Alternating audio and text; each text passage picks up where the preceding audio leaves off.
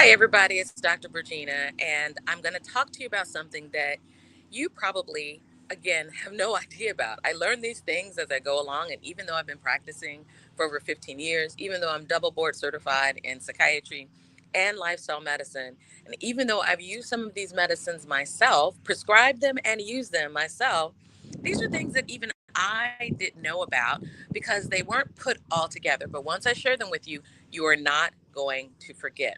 So, again, I'm Dr. Regina, and we're going to be talking about kidney health in honor of the fact that in this month there is Kidney Awareness Day and it's also Kidney Health Month.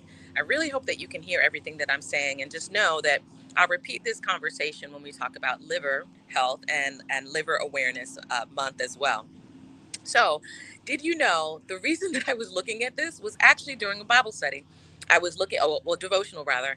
I was looking at Leviticus chapter 8, and I get to the part where they're talking about Moses and he's blessing Aaron and Aaron's sons and the Levitical priesthood. And he tells them to offer a sacrifice. And as they're offering the sacrifice, there's something that God wants specifically set aside, not discarded, not thrown away, but specifically set aside to be an offering for Him. And we already know that certain things are really important to God, right? So, really important to Him, the blood. Obviously, that's a foreshadowing of Jesus, and the blood, that's a remission of sins. So, if there's a sacrifice for atonement, always includes blood. But we know, I know, that blood has detoxifying principles in it, right? You've got your white blood cells, you've got all the different levels of white blood cells that are there to get rid of bacteria. And in some cases, you've got cells that are going to help with viruses, you've got presenting cells, you've got all the things that are going to help make sure that your body is detoxifying things. So it's getting rid of the bad things, the things that could represent sinful things. Let's just put it there. It's getting rid of the bad things. Then I started seeing, oh yeah, take the fat from the entrails, discard the entrails, but take the fat from the entrails, take the lobe of the liver, and take the two kidneys. We refer to the kidneys in medicine as beans because there are these two bean-shaped things at the back of your in your back. Basically, the easiest way to get to them is in the back. But they're called retroperitoneum because it's a peritoneal that separates the front organs from the organs that you kind of tend to see in the back. So either way, you've got these kidneys, these beans that are in the back. And the Bible is very clear. It's basically saying the things that I want you as an offering for sin, the things that are going to atone, the things that are going to purify you, the things that are going to detoxify you from the bad things, the blood, the fat, the liver, the kidney. I'm a good medical student, good resident, good provider, good resident, good psychiatrist, good lifestyle medicine provider. I don't really remember a whole lot of conversations about the fat being detoxified. Obviously, the liver detoxifies, right? One of the main things we think about with alcohol and all the enzymes from the liver that breaks things down. Obviously, you guys have to use the bathroom just like everybody else. And your kidneys are the things that are flushing, getting rid of the toxins, and getting rid of the things that your body doesn't need, right? Obviously, know that. Obviously, the blood detoxifies. We already talked about that. What's up with the fat? I actually had to go look that up. But I knew that if it was in the Bible and it was in this area, I was like, I bet all of these things are put on the altar because they have some form of detoxifying or taking away the badness of the body, representative of the fact that God takes away the badness from us and then it makes us right before Him. I knew there had to be something that the fat does. And guess what the fat does? The fat does detoxify in its own way. And that got me going along a line. Basically, what happens is the fat kind of stores things. And then when the body is able to process things, when we're exercising, when we're releasing certain ketones, which is a form of the fat processing, the body, including glutathione, when all of that is involved and that's released, that helps your liver and your kidney, which get the information from the bloodstream in certain ways, it helps them to detoxify. There's nothing in the Bible that doesn't make sense. And then when you look at it, it's like, oh, wow, that's really, really cool. In addition to that, that got me thinking about, well, what about GLP-1s? Because the area that I was looking at specifically said that if you are losing weight too fast, basically you end up pushing the fat, pushing the toxins before they're ready. So if you're losing more than 1 or 2 pounds a week, the fat is giving up toxins that it had been storing to slowly release over time. And then it's kind of bombarding the liver and bombarding the kidney. So we'll talk about the liver next time. But for today, as we're talking about the kidney, I wanted to talk about some things that are going to really help you so that you are protecting your kidneys. Number one, just in general, let's just protect the kidneys because they are there to help you detoxify. And no one wants to be on dialysis or have to be up for kidney transplant. But also for the kidneys, what I wanted you to be thinking about are ways to protect the beans, okay? Ways to protect the kidneys, whether you're losing weight or not, but especially if you're losing weight in a rapid way. You're on a GLP-1 inhibitor or you just had bariatric surgery, and if you're noticing you're kind of having a plateau of your weight loss, that's why. It's because you've lost the weight so fast, it's overwhelmed your body. Your body can't detoxify fast enough. So rather than just allow toxins to be released willy nilly, whenever your body does something different than what you would imagine that it would do, that it should do, it's being smarter than you. let's just be honest. It is. And part of the ways that it's being smarter is it's saying she does not know that if she loses weight any faster, all these toxins from your fat are just going to flood the liver, flood the kidneys, and your organs are going to be in severe risk. So, from the kidneys perspective, what can you do, especially if you're trying to lose weight? Number one, make sure that you're eating in a way that you're not going to lose more than 1 or 2 pounds a week. Okay, you've got to make sure that your calorie amount, the nutrients that you're giving your body are enough.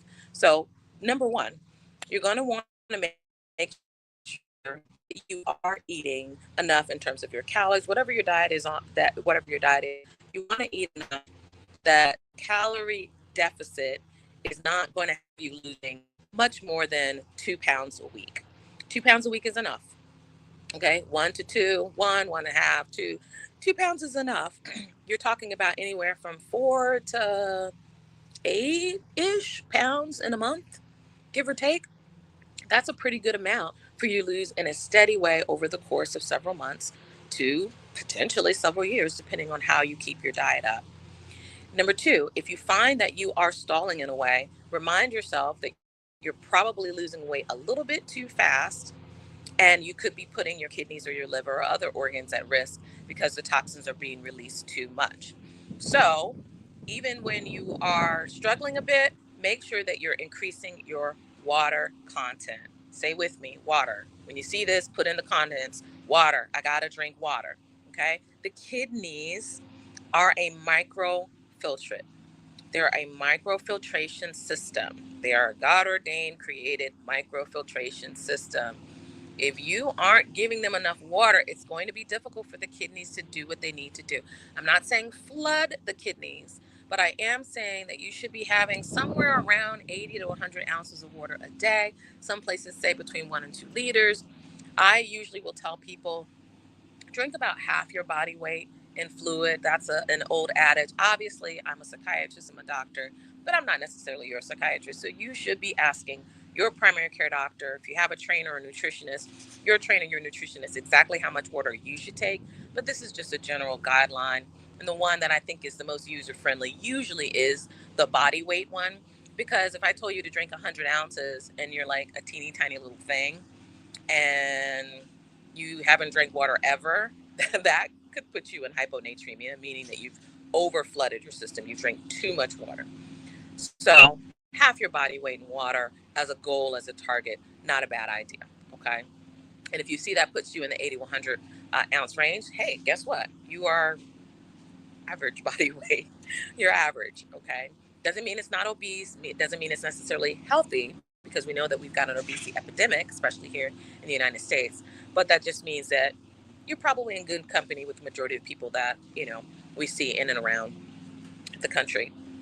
Third thing that you really need to be thinking about in terms of your nutrients, you want nutrients that are going to feed all of your organs. You cannot go wrong with green leafy vegetables. Again, unless you've got some kind of allergy, obviously check with your nutritionist about that. But for most people, green leafy vegetables are very healthy. They're the kidneys, and believe it or not, beans are not a bad idea for the beans. So there are a variety of beans. I mean, just think about it. There's northern beans, kidney beans. There are the the light kidney beans, the dark kidney beans, or the pinto beans, all kinds of beans that you can get. Beans and legumes can be your friend. Obviously, you don't want to overdo it and that's all that you eat. But if you look up a kidney plate, I want you to look up the plate method specifically for kidneys if you're concerned about kidneys, specifically for the liver if you're concerned about the liver. But if you do that method, it's going to tell you how to divide your plate. But for the most part, in general, especially for kidneys, you're looking at half your plate with some type of a protein, a quarter of your plate with something that's in the vegetable realm. Again, green leafy vegetables are better. And then a quarter of your plate with those beans and legumes. All right. So let's talk about the protein. First of all, protein does not necessarily need to be meat. Meat doesn't often mean protein, be honest with you. Most people think protein, but often the flavor from the meat comes from fat, which isn't necessarily our friend. Can be, but it's not necessarily a friend. You can get a significant amount of protein from spinach. So for a midday meal, you just have a spinach salad with walnuts and feta and cranberries, right? That could be good, right? When we like that. And that's going to give you a decent amount of protein. You could have a smoothie in the morning that's got spinach in it, and that's going to help you out as well. Because again, the green leafy vegetables, we're going to talk about that in a minute in terms of putting them in the quarter of your plate. But if you need protein, I don't want people to automatically think meat, but it could, a lean, healthier cut of whatever your meat of choice is. Usually people say poultry, so chicken, but it doesn't have to be meat. If you're a whole food plant based, be tofu, right? Season it, make sure it's nice and seasoned, and then cook it in the method that you would like, maybe air fried, and it's going to be great. And so you could actually replace the tofu for many of the other forms of meat that you normally would use. A quarter of the plate should definitely be those green leafy vegetables, kale, spinach, collards, all of those are great. And then another quarter for things like the legumes or the beans. Those are a great way to do that. You can also get nuts in there, so or oats or oatmeal. Those can be good as well. Walnuts are great. Almonds are another really good one. So that's a very quick way to get a decent meal that's going to help your kidneys.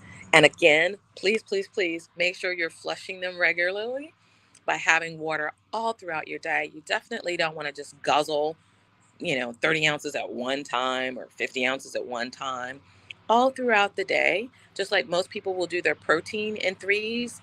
Think about your water in threes. In the morning, you want to make sure you have a certain amount. Around midday, you're having a certain amount. In the afternoon and early evening, a certain amount.